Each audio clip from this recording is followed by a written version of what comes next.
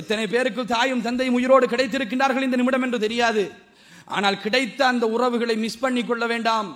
அல்லாஹ்வுடைய தூதர் ஸல்லல்லாஹு அலைஹி வஸல்லம் அவர்கள் சொன்னார்கள், ஒரு மனிதனுக்கு அவனுடைய தாயும் தந்தையும் வயதான நிலைமையிலே கிடைத்து அவர்களை கொண்டு அவன் சொர்க்கம் செல்லவில்லை என்றால் அவன் நாசமாகட்டும் என்று சொன்னார்கள். அல்லாஹ் தஆலா என்னையும் உங்களையும் பாதுகாக்க வேண்டும்.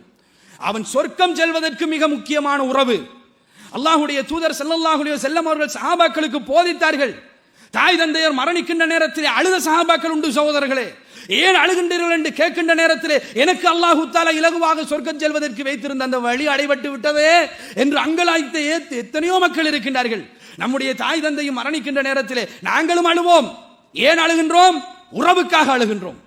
ஏன் அழுகின்றோம்? நமக்காக தாய் செய்த நலவுகளை நினைத்து அழுகின்றோம்.